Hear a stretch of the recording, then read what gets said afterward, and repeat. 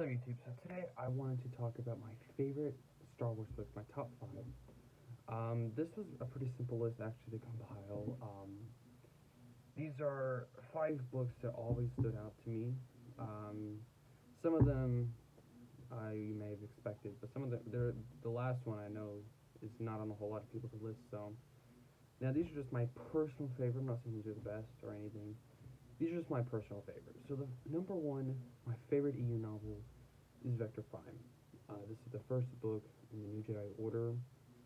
Um, I mean, I remember reading this for the first time and just being amazed. I mean, this book is just great. It's the way Salvatore writes it. I mean, he really makes the monks scary. They almost felt gross at the same time, but they were more scary.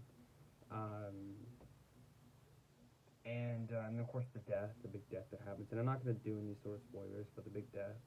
I thought it was a great decision, a great choice. I really agreed with the decision. Along with that, though, it was just great. And another character, I think my favorite character out of that book is Kip Duron.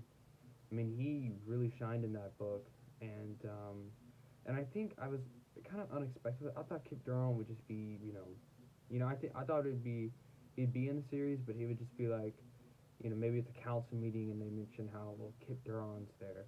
Kind of like what they did with Kyle Katarn. Kyle Katarn was kind of treated like that. I thought they would do that with Kip, but they didn't. He was throughout the whole thing. He had a huge role in the series, and I love that. I love Kip in general. I think he's one of my favorite EU characters. So it was really cool. The second book is a Cameron J. Anderson book. I'm a big Anderson fan. It's Champions of the Force. I love this trilogy. This one was good though. The ending in particular, like this scene that you actually see on the cover, I really liked, and I really liked how they actually destroyed Exar Kun. I thought that was, I like how, I guess this will be a spoiler, but I did like how all the Padawans, they kind of came together in the end and they used their combined power to defeat Exar Kun. It was really cool.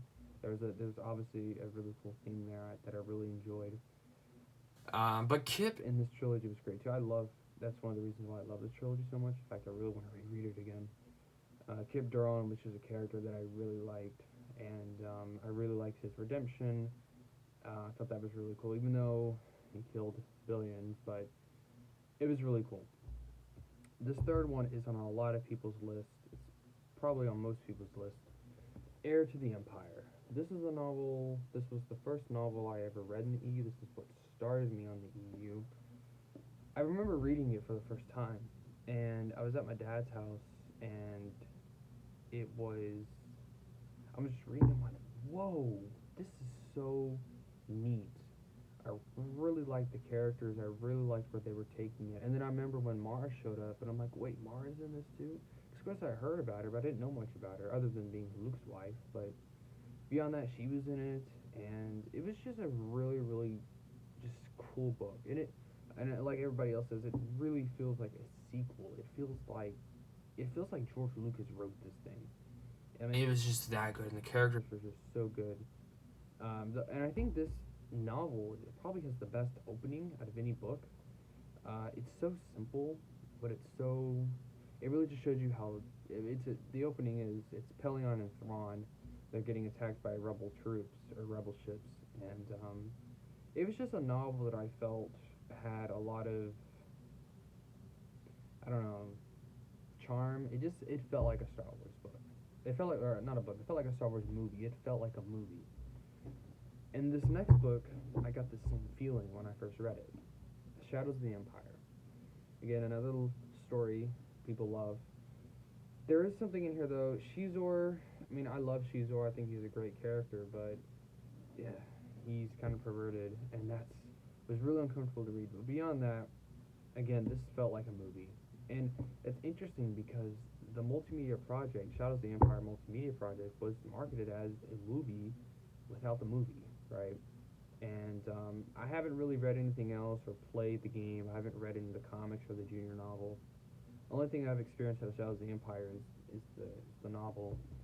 But it was still a good read. And what I love about Shadows of the Empire, this could be a good start for anyone in the EU. In fact, I've been told by a lot of people this is where they started. They read this book first before any of the others.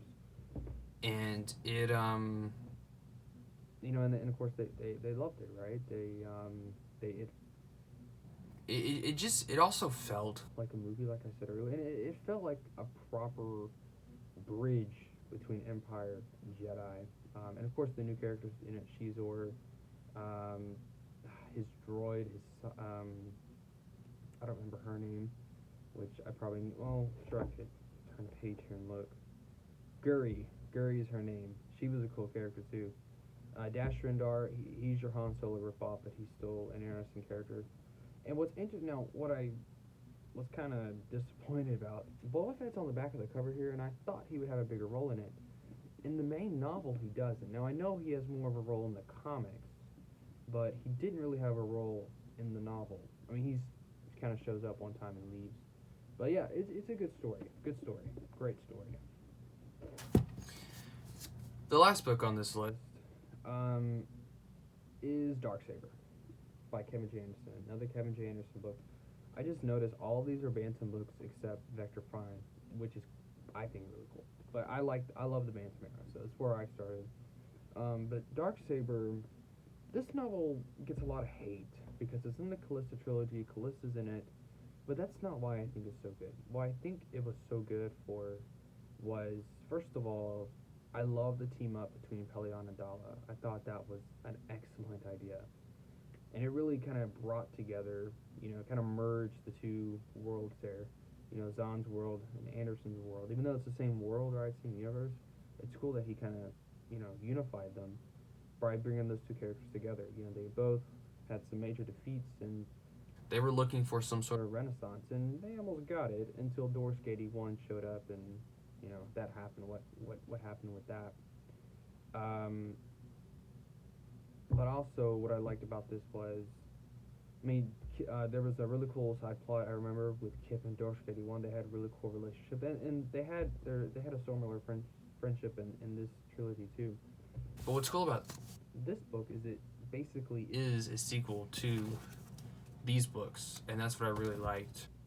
um, but also the Pavel Lamelis, he's the Death Star designer, and his team up with Durga the Hutt was pretty cool. Um, a lot of, yeah, the Darksaber really wasn't properly used, but that's kind of the point. They didn't want, it was stopped before it could have been used. And the death that is in this book is so unexpected. You never expect it. And you're reading and you're like, wait, what? That actually happened? Like, you're turning the page to make sure you're rereading it, that specific scene, the death I'm talking about, to make sure, that actually happened. It's a movie character. I'm not going to spoil who it is, but it's a movie character, and they kill that character off, and you're reading, you're like, wait, what? That actually happened? Yeah, it did happen, and that's so cool that it did.